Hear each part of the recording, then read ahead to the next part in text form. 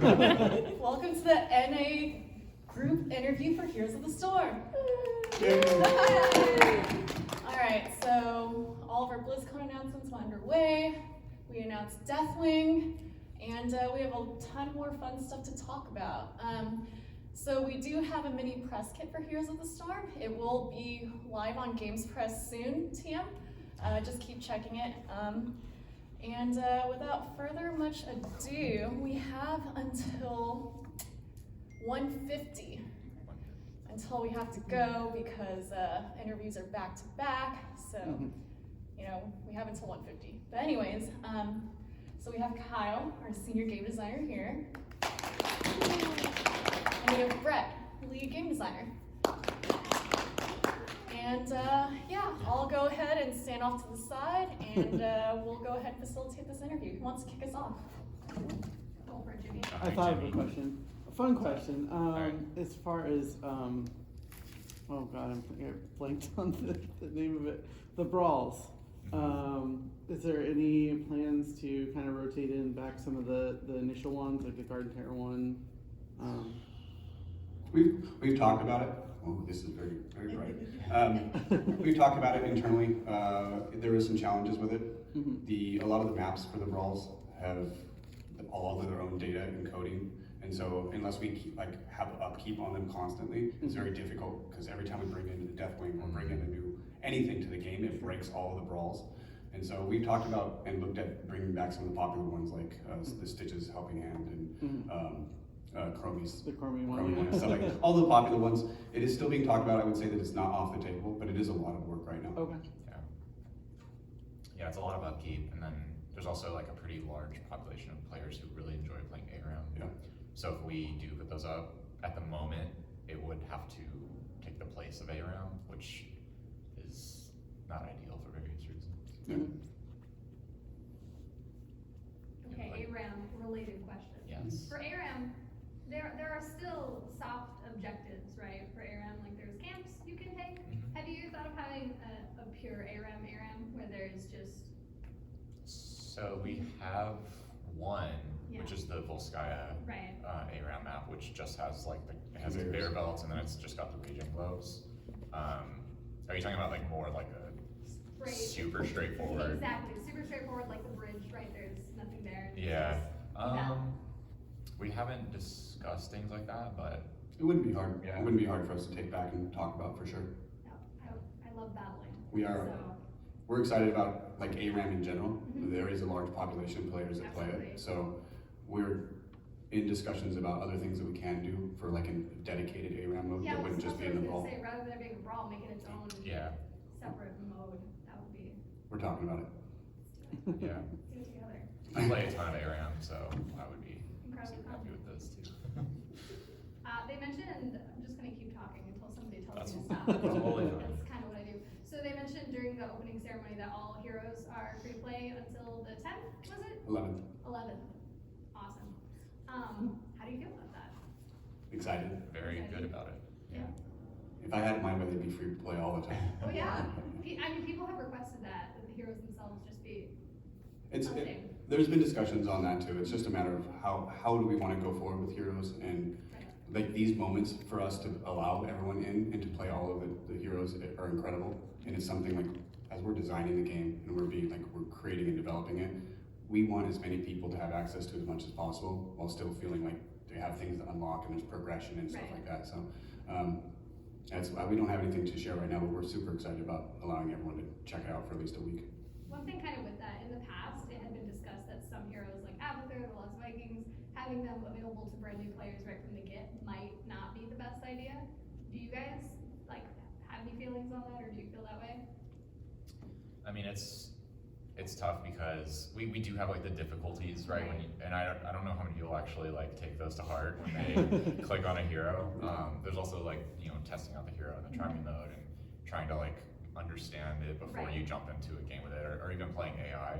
So the hope is that like it's like a self-policing thing, right? Where like the players that want to try these heroes out, maybe if they have no idea what they're doing, would try it out in a more isolated setting. You would hope. But unfortunately, that's usually not the case. So I think it's mostly okay. Like, you know, they jump in, they get to try something out, and they find if they like it or not, or if it's for them, and then either they're gonna keep playing it because they like it, and they're gonna really try to get better at it, or they're just gonna be like, whoa, that totally wasn't for me, and they're gonna move on to something else entirely. It's weird, we see, especially with the stranger heroes like Vikings and Murky and stuff like that, they have a smaller player base for sure, but they are the most dedicated player base. So Murky especially.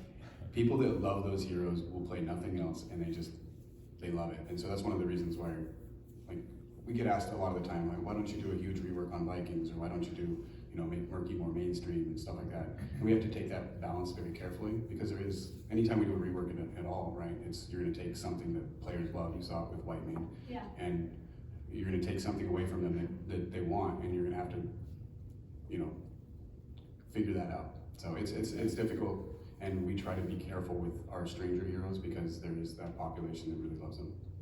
Yeah, that's kind of the reason why they love them too, is because they're just so wacky Right, they're strange. and strange, and They so. enjoy the strangeness factor. So I Hello. think you can come in. We're very friendly.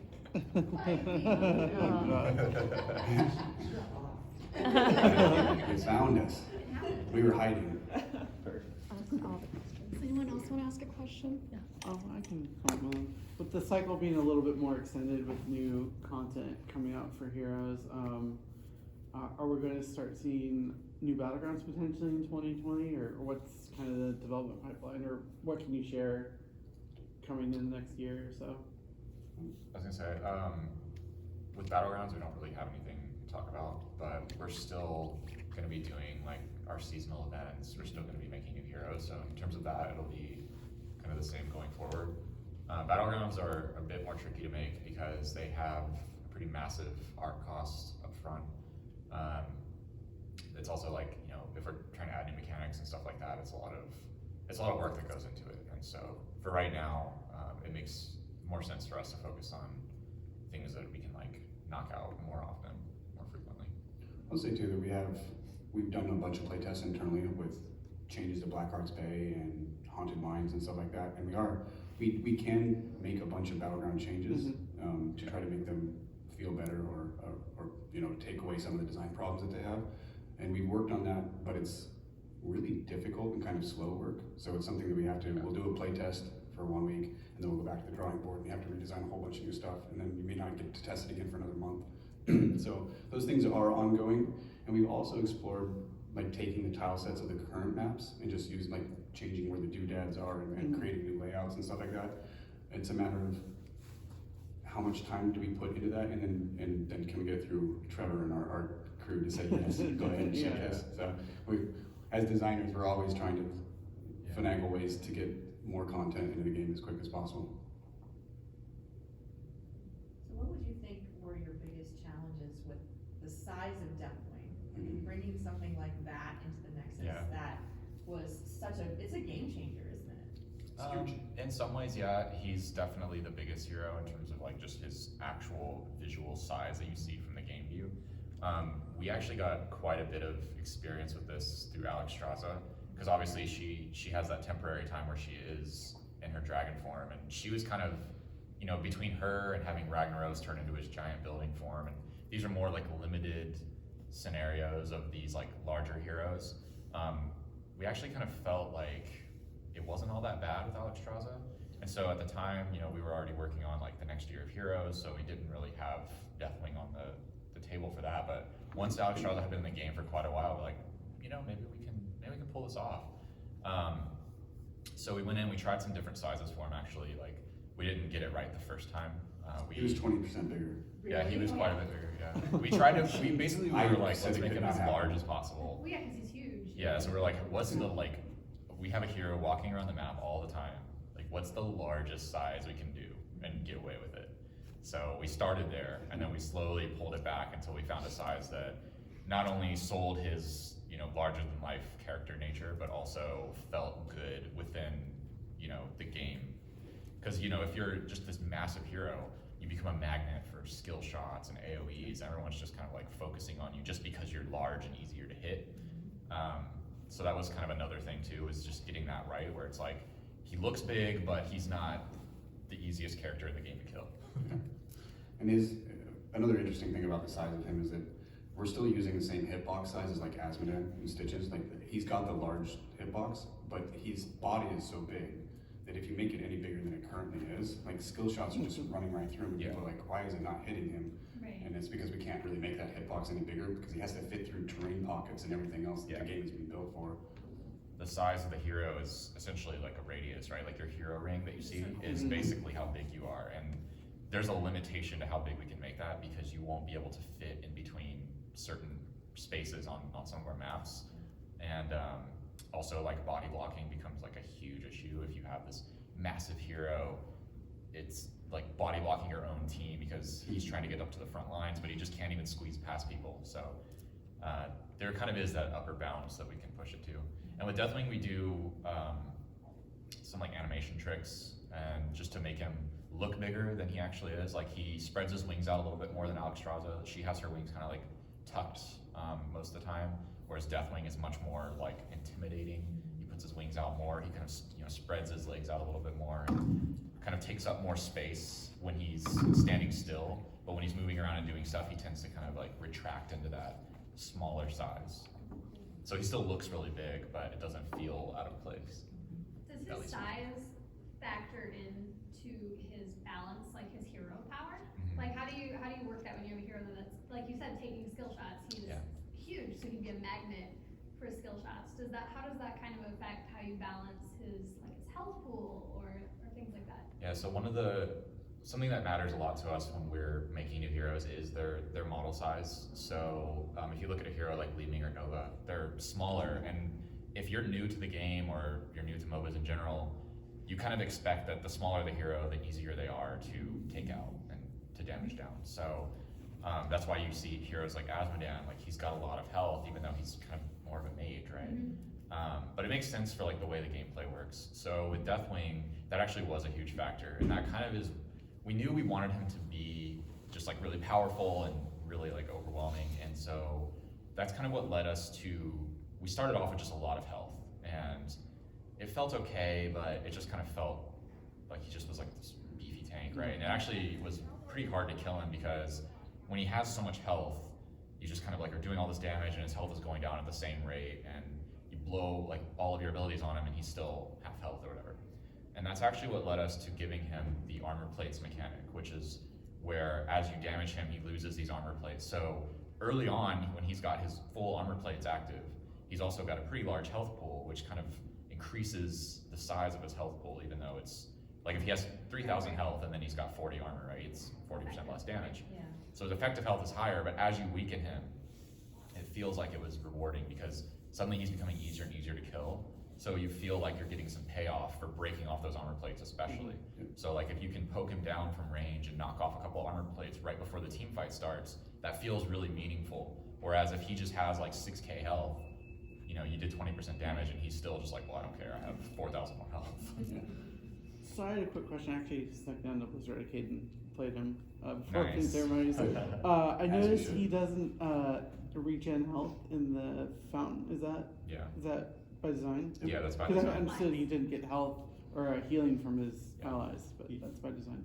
Question, I did see, he's allowed to tap the well. He's allowed to tap Yeah. as well. But is there any other way of? Regen globes as well. You can Yeah, pick up regen globes. Okay. Those neutral ways, the reason why we don't let him heal in the fountain is because it would actually, so he heals a set amount of HP. He heals 2.5% of his max health per second when he's in the sky. And it actually would become better for you to hearth, walk out and hearth again to get your health. You would get it back faster than just sitting in the sky. So that's kind of like a weird form of gameplay that we don't want to encourage. And to make the, you need to be in the air feel more meaningful, but also it's like, we don't want you to kind of abuse and exploit the game in a weird way like that. It doesn't feel like the way that you're supposed to be playing the game. So yeah, he doesn't get the health from that for that reason. And also, he doesn't get back armor plates if he doesn't fly in the air. That's actually the only way he gets his armor plates back. So normally, if you tap the fountain and heal 40% of your life back, if you were already missing a bunch of armor plates, you're not getting those back. So going up in the air is the only way to get those back. And you can't, any periodic damage allows you not to get in the air. Like Yeah. poison damage. Any damage at all. Not poison ticks. Yeah. But the initial application of the poison will cause that timer to start. But if you have like Lunara's dot on you, You can still, as long as as long as you're out, yeah. Oh, okay. It's the same with like tributes, like channeling on them and stuff like that does the same thing. It's like mounting and hearthing. Back to his size, I was in my head just laughing, imagining the hitbox so large, it's on Braxis, just like, yeah, that's nice, you want this point? Yeah, I'm just gonna stay No up one's here. talking about Covers it. the whole point. I am He's point the now. new Misha. Yeah, and that's actually another interesting thing about it is like bloody blocking people off of, merc points or capture points like on Sky Temple, and Mhm. Praxis is a little bit easier if you're much bigger size. Especially with Bellowing Roar, because you can just land on it and fear everyone off of it. So. Yeah. Noted. Write that down, one, please. Do you find that like for considering like Garrosh is not a pristine tank for like a boss or Braxis is boss for instance, do you find that he has that same kind of dynamic with not being able to tank as much damage with actual like structures? Armor doesn't really do much for merc camps, I think, right? Correct? It Or still reduces the damage that you take from them. just not as much. It's the same amount. It's just that he doesn't have especially Deathwing, since he can't get healed at all. He is a bruiser, so he doesn't tank as well as like our tanks do, just simply because he just can't get those heals. So even though he does have a huge health pool and he has a lot of armor, any damage he takes really matters. And that was something that was important for us when we were developing him, is like, we don't want him to feel invincible where you don't even want to attack him because it's like, what's the point? And this actually makes it feel really meaningful when you're playing against him. Is like, if I can just land a couple skill shots, that might change the fight, even though you're not like killing him right in that moment, but he's becoming easier and easier to kill. So as for, he actually cannot be affected by any friendly active at all, correct? So that Yeah. includes like Medivh's invisible, anything Portals, that's everything. You nothing can't at do. all. Yeah. Definitely going to the Oh portal. my god. Hey guys. Hand off through. Hey. Grab someone. So that's interesting. I like Yeah, that. we had a funny we were trying to figure out what do you do when he's a bush, right? Or steam vents or things like that. Because we thought it would be, why is Deathwing hiding in this tiny little shrub? But at the end of the day, we were just like, we got all the other heroes do it. We could have made him visible through it, but Yeah. we thought it would be cool to have a dragon just hiding in a bush. So he can't, so the bushes, he can hide in the bushes though? Yeah, he can. Okay, I'm picturing something. We from were videos. trying out different ideas. It cracks to have a field day with that one. Yeah. That's one of those rules that it's fun to break rules, and we do it a lot when we're making new heroes. But there are some rules that kind of, unless we have a really solid reason to break it, it just adds more confusion than it does cool factor to the hero. And chances are it create a lot of extra bugs. Yeah, because bushes actually just block your vision entirely. So even if he wasn't affected by the bush, you still wouldn't see him because he's technically in the fog core. So we would have to do stuff where we're like, if he would normally be in your vision range, but he's in a bush and you're close enough, we'll just show him to you. But it starts to get into weird territory where we're like, no. Don't go Yeah, I'm down that thinking, path. so you say he has the same hitbox as Stitches, Asmodee kind of size. Another big one, yeah. Is it interesting to see him walk through terrain like Cursed Hollow, the little corridor? Like he's somewhat large. Does it have a weird interaction, or is it kind of like he spits the whole entire space? It's surprising. It actually feels kind of natural because his legs are low to the ground, but like his body is elevated a little bit higher, so it almost feels like he's just kind of walking over it instead of walking through it. Is it kind of like the Kel'Thuzad treatment, where you kind of gave him that tallness, but he's still like kind of a mind trick, an eye trick in a way? When he's walking, he definitely like has more of an upright pose as he like walks. When he's standing still, he kind of like gets lower to the ground and Oh, so he man spreads, okay. yeah, he totally. It also makes him look different from Alexstrasza just when they're standing side by side. It's just the pose that they have. It honestly feels natural. We played him, countless amounts of hours internally, and it just felt good. I never really saw anything that was like, oh, that doesn't look right. So Yeah. I had to say he looks amazing. That's Awesome. Mind blown how great he looks. It was really cool. Like once we started testing him, we were just like, wow, this is working out surprisingly well. Yeah. I was so scared of the size. Yeah. And when they first brought him in, I was like, there's no way we can get away with this. I mean, we dropped him down a little bit, but that's like his original one.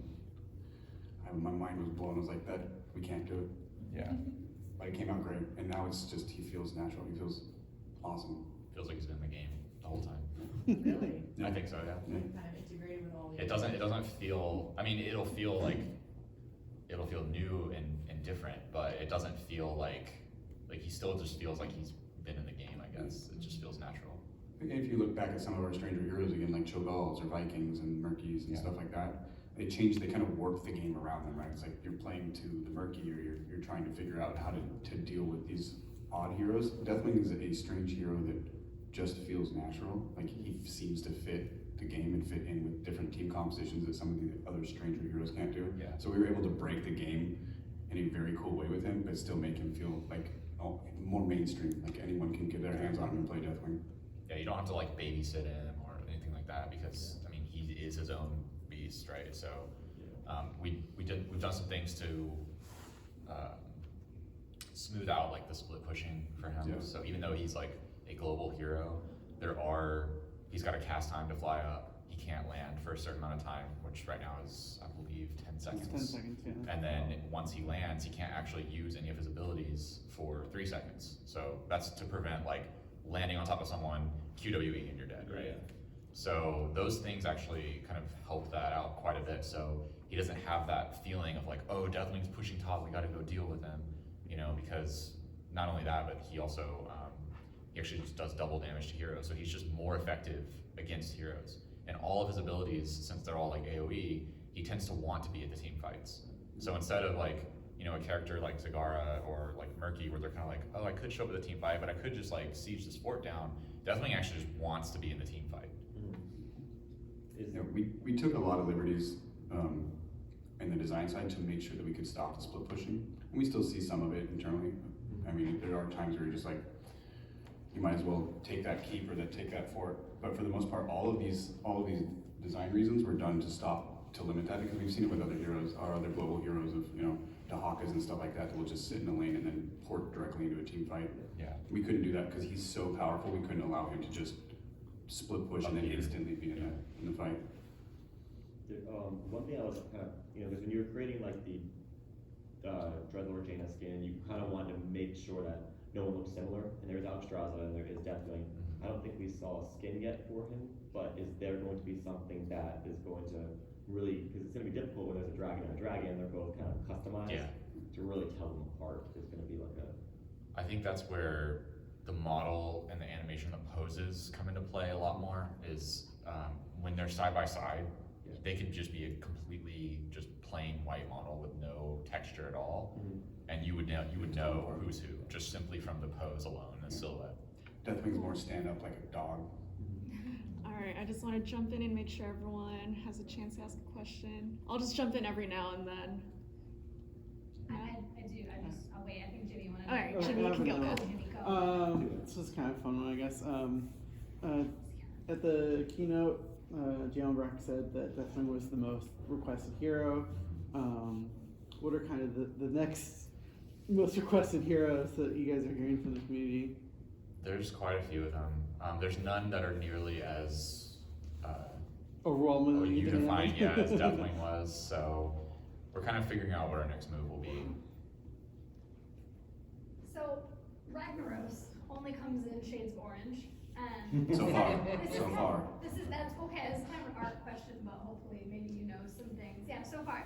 And a lot of the times when we've asked why does Ragnaros have no new skins and why is he only orange, it was like art and FX related, how difficult it was, especially with like his building form and lava wave keeping kind of in theme. Does Deathwing have some of those problems as well? He has a lot of like fire effects going on, like his ult where he drops stuff in the lane. So actually with Deathwing, there's actually a lot of reasons why Ragnaros is hard to make skins for that aren't just, you know, art stuff. Well, it is art stuff, but it's a lot more on the technical side of the way that he was actually built. And we're actually going to talk about this some in our panel later today. But just to give you like a little insight into it, with Deathwing, we actually got new art tech that allows us to do some unique stuff that we haven't been able to do with other heroes. So it should be easier for Deathwing. With Ragnaros, the way that he was built just makes it a lot more difficult and a lot more time consuming to make a skin for him that isn't just a color swap. So Yeah, Thomas will be talking about that today in the panel. Because a color swap, because I have a dream to have every hero have a hot pink skin. yeah. So, exactly. Well, you need to see Deathwing's skin. I haven't seen them yet. Yeah. I Yeah. know. He definitely has, I think, Definitely. 5 color variations, and they're dramatically different from his Yeah. base skin. Amazing. They're So crazy. it almost feels like, Are they on you the know, plate? new skins. Yeah. Yeah, they're here. And there's Yeah, you one can go in check the media area too, the computer where you can Yeah, and those are gonna be shown off in the panel as well, so if you don't have a chance, if you're gonna show up at the panel and you don't have a chance to go check them out yet, you'll get to see all the color variations there too. Fantastic.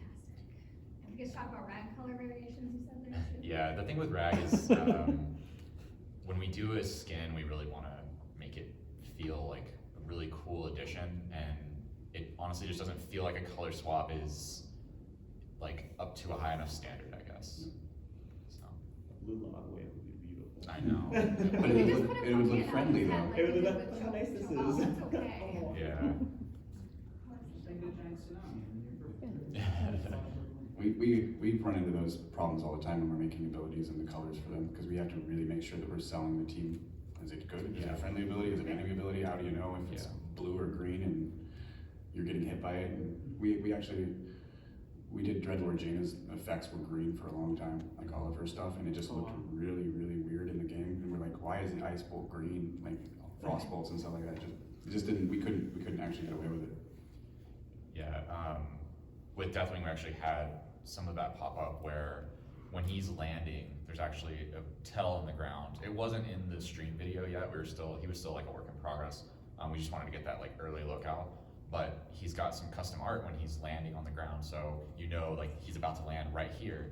And that actually kind of just looked like fire. And we had a Deathwing on both sides, and like they both started landing, and like no one could actually tell like which Deathwing is coming down, so everyone's just running away from it. So we actually had to add some blue into it, just to be like, this looks more friendly, it's gonna be your Deathwing. And so like when it comes to like, you know, team color, it's super important. And heroes that are all red or all blue actually create a lot of weird scenarios like that, where like a blue lava wave is like, oh, I want to go jump and surf on it, and like, no, you're gonna die if you touch it. I was wondering what some of your favorite team comps were with Deathwing, and then what for you guys to play, try out, maybe some mini comps. The all dragon team was great. Yeah, the Dragon All Dream. dragons? It was Arthas, Alex Straza, Deathwing, Hanzo, Chromie. and Chromie. Yeah. And it's terrifying. It is terrifying. Do you recommend that players maybe give that a go? Totally, yeah. Stormly? Yeah, definitely. It's actually, like if you think about it, it's actually really strong. The Yeah. only weakness that team really has is you don't have like a hard DPS like Vala or like Zul'jin or like some character that can go in and finish everyone off. Deathwing doesn't have the strongest chase potential, and neither does Hanzo and Chromie. So even it's like a really strong team though, because if they want to go at Hanzo and Chromie, they have to walk through Deathwing and Arthas, and then you have Alex Straza just constantly healing everyone else. It would be a pretty standard comp actually. Yeah. Yeah. So you could get away with it. Yeah. You have a mage, you have a basic attacker with Hanzo, or semi-mage, Yeah, tank, yeah. bruiser.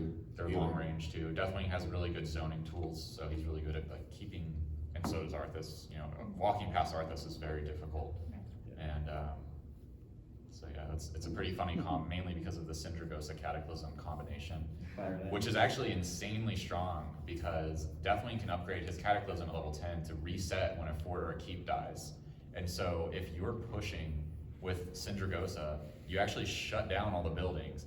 Deathwing Cataclysms over all the buildings, which does pretty good damage to them, and then you kill the fort and reset Cataclysm. It's pretty scary. Yeah, it's Cataclysm. There was some fun moments where you'd see Deathwing go in, destroy the fort, and then Deathwing swoop back out, and you're just like, Yeah. didn't he just cast that? Yeah, he did. Is he Genji now? Is he Genji? Dragon Genji. The dragon will became. I mean, Genji is one of the dragons. So for abilities from heroes that stack, like think of like Thrall, where when you hit your Frost Wolf, if you have the talent, or when you hit that UD, how does that interact with Deathwing not being able to be CC'd? Is it similar to like when you hit the Dragon Knight, you still get a stack, even though it can't be CC'd? So you can still stack It up. still counts as quest.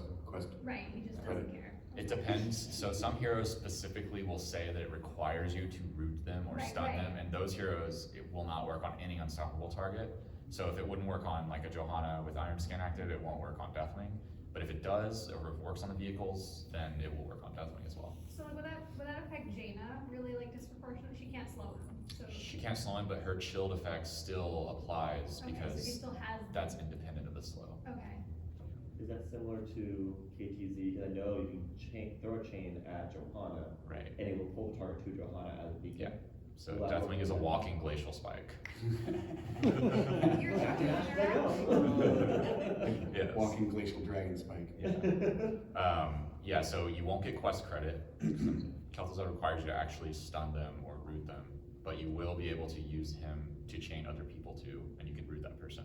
You will get the chain stack though, is it still the chain skill? Yeah, chain is like you hit a hero with it, you get it, but Okay. Frost Nova won't give it to you. Yeah, sorry.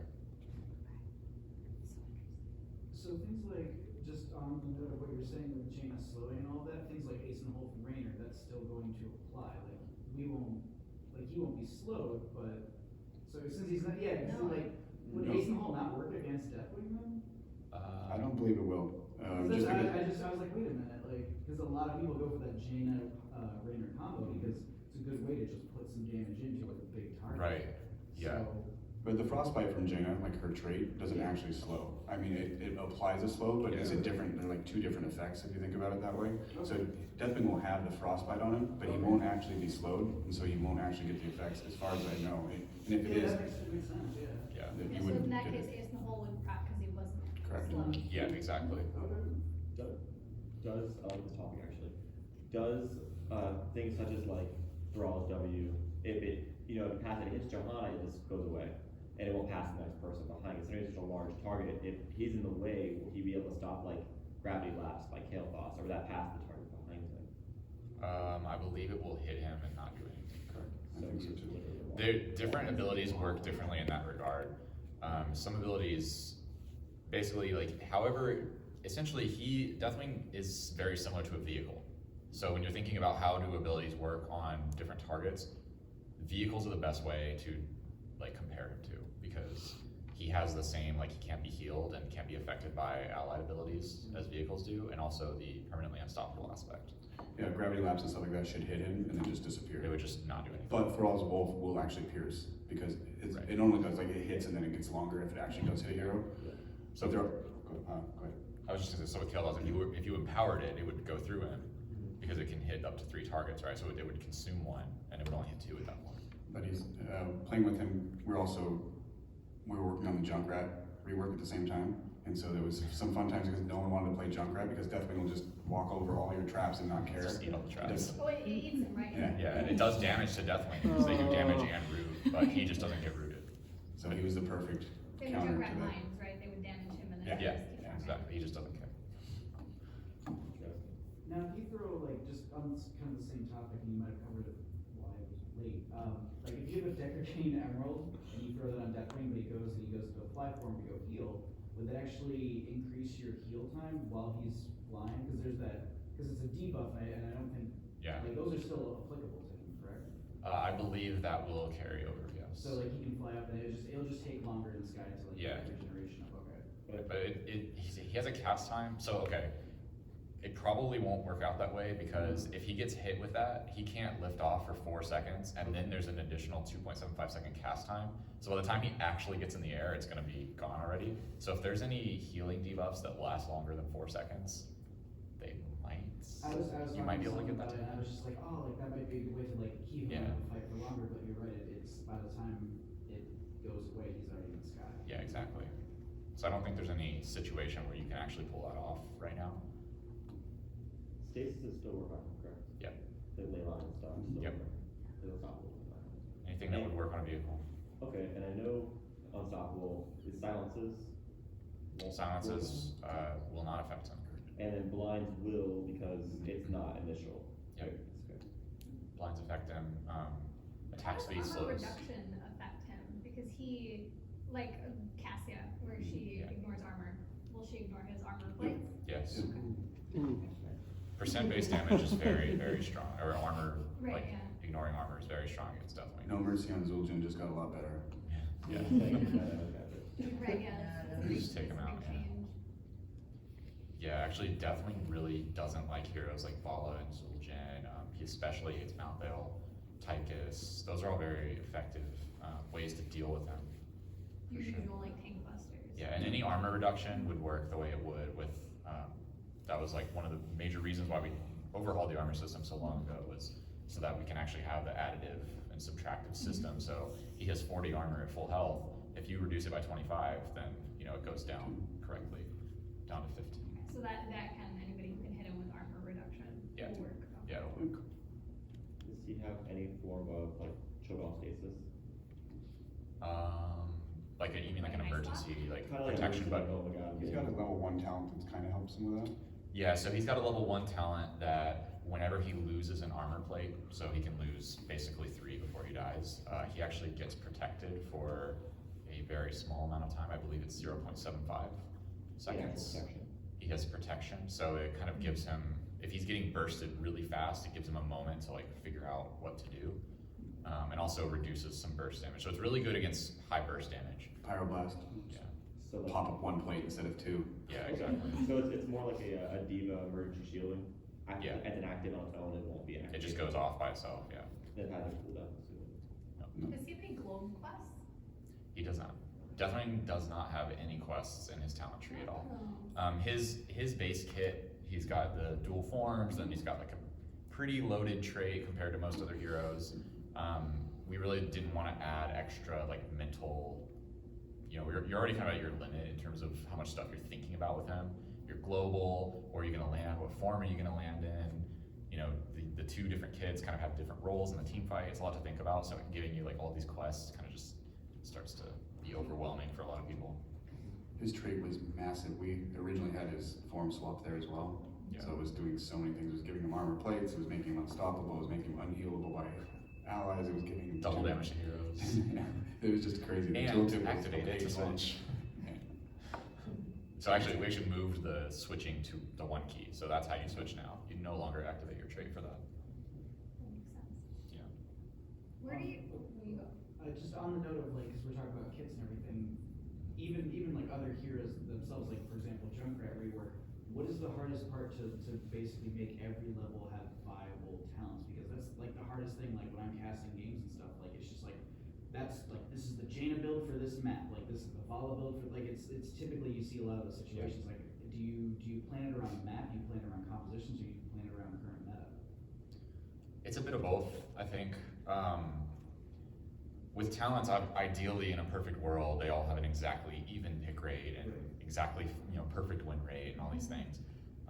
But I think there are a lot of characters that have different builds, and I think people really like that. They like that they can go like the Q build or the W build. Some people like to just have more flexibility and like to just be able to choose what matters in the moment. And then there's also people who are like, oh, it's this map, so I really want to pick these talents because I know that I'm going to be able to get more value out of that.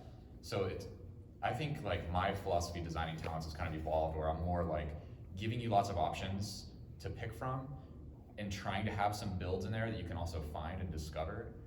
Because if you just go one way or the other, it just kind of feels like less, you have less flexibility and less freedom. And if you pick this Q talent at level 1, then I guess you have to pick this Q talent at level 4. And that's okay if the other talents are more open-ended and let you kind of be more free with it. But if it's like, okay, you're either going the Q build, the W build, or the E build, that's less than ideal, I think. Okay. Yeah, and every designer has a little bit of different philosophies on where that's going, especially when we had a whole bunch of hero designers. Everyone, you could kind of see their different styles and where they're building talents and stuff. And on the balance side of things, on the live side, when I was going through those, it's really difficult when you don't really want your level 1 talent to make your entire build. Because if you pick one talent and you don't have choices anymore, it kind of feels less interesting. And so we on the balance side of things, we're always looking at those things when the heroes are coming to us and we're trying to get them ready to release. So it's like, it's cool to have synergies between talents that you know that you pick one at 1 and then maybe you have another synergy at 13 and then another at 16 or something like that. That's great, but if it depicts your entire build, it's less fun and less choice for players. Yeah. So it's always a balancing act, and I also think that there's room for talents that are niche. Stuff that allows you to, like, let's say Lunara's got one that cleanses dots, right?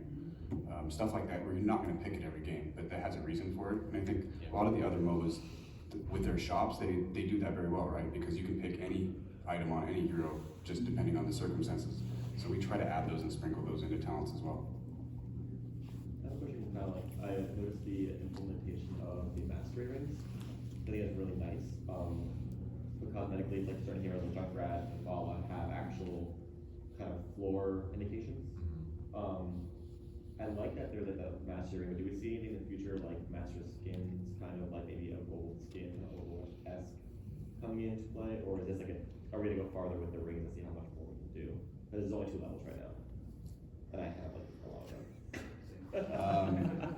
Come to the panel a little bit later. Wait later. We have some things to share with you at the panel that will kind of guide that question a little bit more. I don't want to spoil it right away, but we have talked about gold skins. We've talked about, because we liked the master skins. The reason why the mastery rings came to be was just because of that. It's like we didn't have a really good way to let players feel like they were, I have a level X hero and I really want to show that off and be a compliment. And the skins were always difficult for us too, because once let's say we got the mastery skin for Sonya, right? And then you have a really cool skin that comes out for Nexomania. You're like, I really want to use that skin, but I can't because I really want to show off my mastery. And so you get this weird place of like, which one should I use? And so the mastery rings allow you to actually, you can still pick whatever skins you want, and it allows players to see, oh crap, I mean, that's a level X Bola, you know? So. This might be for the panel later, but would you consider those for higher levels? The mastery, the rings are only level 15 and level 25. And if you've been playing the game for a long time, like level 15 is, I have level 15 at everybody, like, okay, great, I'm not a master at, Johanna, but I have that, I could unlock that right now. But then I have other heroes that are level 150, so. Panel later? Panel later. You can talk about it. No, panel later, like panel later. I don't wanna, you don't have to ruin anything. Go to the There's- panel. It's being talked about. Okay. Go to the panel. We'll be there. I have a level 100 Orphea, literally, I want to see something nice. Yeah. So, yeah, That problem. makes me so happy. 150. Did you like Donna Healer? I need help. All I do is play a dog. This is from my Discord, and I think it's actually really cool, so I'm gonna ask them. Lucio, when he wall rides, you see the outline of the wall. Diablo, I think it's the outline of the wall for his wall banging. Oriole just got in. Yeah, for whipping. Would there ever be a consideration to make that for everybody, or make it an option that you could turn on for everybody? I know a lot of people would just like to see those indicators. Like if you have a Diablo on the enemy team, you might want to actually see those wall indicators to know if you're in great danger or not. Yeah, it's something we've talked about. It definitely isn't impossible to do. The main thing is like, if we add something like that doesn't affect you, but other players are, like, for example, like you just said with Diablo, you may feel this need to always have them on because you're not playing optimally if you don't. Right. And so, and if you don't like them, or if they kind of mess up like the art and stuff like that. So it's like, but like you feel the need to have them on because it's giving you this gameplay advantage. So it's kind of like one of the reasons why we haven't done it yet is because we're still trying to decide if that's something we want to add to the game or not. But yeah, it's definitely an ongoing discussion, and we are adding it to heroes that should have it, like Ario, for example. Kira has it as well for her grappling hook, and It's like Hanzo and stuff like that. So It also pulls away from the uniqueness of the heroes that do have it. yeah. So, I mean, there is something cool when you do play as Diablo or any of those heroes and you start seeing the wall outlines, and it makes it kind of a new experience. And so if we gave it to everyone, it would kind of just blend into what the game is. So I think there's something kind of neat about having it on just a select few heroes, but I'm not against like discussing it further for sure. So, again, as you say Kira, so Kira's little ring around the rosy, and that thing is like a nosy. Yeah, it's a nosy. Or her. Nosy Rosie. Or Crystal. Observer-wise, because I do, like that's my bread and butter. Mhm. Casting-wise, I mean, there's ages ago you guys turned off the animated portraits. Is that something that you're ever considering, even just like as a spectator, like in the draft mode, like we go to a custom lobby and I'm a ref or a spectator, like to just have that mode, but like not a Storm League thing because people really just didn't like it. Just overall from like a viewer perspective, it just kind of, I don't know, it brings a little bit more to that draft. It's a little less static. Is that something you guys have ever considered? So you're saying put the animated portraits back in, but only for observers? For basically for the custom lobbies. I gotcha. It's something I hadn't heard of. I hadn't thought about it, but Yeah. something we can definitely talk about. Because I had like a list of things that I'd love to see. Like there's so many things like having the actual team names like. I'll write it down right now. Yeah, like there's like to be able to load into a game and like when we're in the lobby, like literally sitting there and it's like team 1, team 2, and like as the ref or the observer, I could go and say like, this is, you know, Kyle's team, and this is Lance's team. Right. They're gonna battle it out. Yeah. Like, something like that, if that's a possibility, or like even setting the server in the lobby as well. Like, I know so many people who have cast it, they're just like, fine, I'm set to Central, but it keeps throwing me to West. Yeah. And I'm host, like, is that something? I can't speak to the server stuff. Right. I don't even know how that works, mainly because I'm just not a server engineer. But we can definitely bring it up and figure out if there's more we can do there. I'm sure there is. So. And two things to add, like, on that. In draft, if for whatever reason, they can, server-wise, if they can let you know what server you're gonna be on during draft, it would help, because I don't think KTZ on Western servers and live in Miami. I mean, I like, oh, it's the worst. It's like a chain throw 3 years later for me. That'd be great, but also on top of that, it's not put me out of a job. But on my stream, I literally have custom overlays to move the interface so that it doesn't get blocked by my camera, or what I have on there to kind of manipulate. Is there any, if any way to, in the future, move interfaces for personal use later? Maybe. I'm not sure how much work that would be, to be completely honest. I would have to ask Juno or one of our server engineers of like, how much work would it take to? For moving the interface in game, that is maybe something we can look into trying to do, but as far as I know, the interface in the game is pretty complicated, and it's really just kind of built to be exactly what it is. So if we were to allow you to move those panels around, it would take quite a bit of work and time for us to do. It's not off the table, but. Alright, any more game design questions for the game designers? That's alright. That's alright. So how do you make the choice to take a talent and make it a baseline quest, like Jaina's baseline quest? The example was like Kel'Thuzad and Convection. Is that something that should just be baseline for Kel'Thuzad? Or not, sorry, Kil'as. The other case, sorry. Well, we made Glacial Spike part of his quest, so in a way, Kel'Thuzad also got that. Yeah, too. that exact thing, Yeah. actually, though, but like Convection for Kil'as. We do that a lot of the time, just because if a questing talent feels fun and it becomes part of the core fantasy of the hero, like Ice Block for Jaina and stuff like that, it becomes a lot easier for us to make that design decision of, okay, we'll add some complication, we'll add some more depth to a hero by doing that. But we have to be careful with doing it all over the place, because it just adds complexity, and just adding complexity for the sake of it is not normally good design. So we have to have a good reason for it.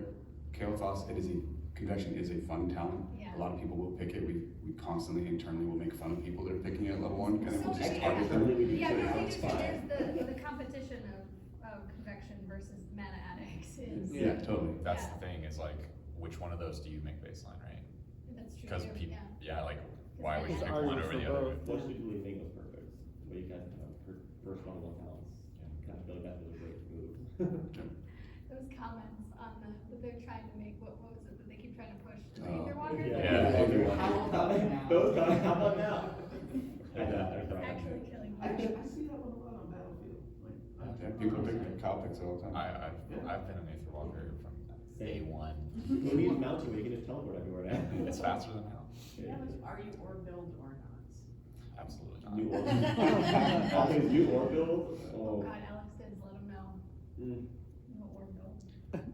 Something like putting a baseline, like a quest that was in a kit into a baseline, for example, like we'll stay on the topic of Kael'thas, like have you internally tried to have like Convection as a baseline, but like 50 stacks or something, or like, you know, Mana Addict at level, like that being a baseline for Kael'thas, because that's such a common thing, like do you test that internally and just like see how it works out? Like what's kind of like the driving factor when you're trying to make that baseline quest from maybe something that's already existed within the kit? We haven't done that with Kael'thas right now. We have done it with other heroes though. And you saw us, when we started making quest talents, we went crazy with quest talents. I Like, know, me and- personally, I love it. and Dames are the best. we love them too, but the problem is like, we were making quest talents just because they were cool and they were fun, right? But they didn't always do great design stuff for us. We still have some of them in the game that I would love to go back and look at, like Mirrodin's baseline Stormbolt quest, right? Optimal play is not to throw out a Stormbolt every time it's on cooldown, but that's the way that you kind of want to do it, because you want to unlock that power early, right? So having, whether it's Convection or any of the other questing talents, like bring that baseline, if it's going to make you play unoptimally, we'd be a little bit more weary of it than if, Like, it just makes sense. And some of them do, like Jana's makes sense, you always wanna be doing that kind of stuff anyways, so it's not causing. Yeah. And then with Convection specifically, fun fact, it was the first quest we ever added to the game. But with Convection specifically, if we were to add that baseline, it has this trade-off of if you die, you lose it. So suddenly there might be situations where it affects your draft because you're like, well, I'm not gonna pick Kael'thas if I don't think I can finish Convection. Whereas right now, you will pick him and be like, I'll just take mana out of it because I'll be more survivable. So you have to like think about like all these, like the way it's gonna change even the mentality of the way players look at these characters, because they will view it as like, what is the most optimal way to play this character? And that will impact that decision. Cool, so we have time for one last question. Any closing question? Anyone? Anyone?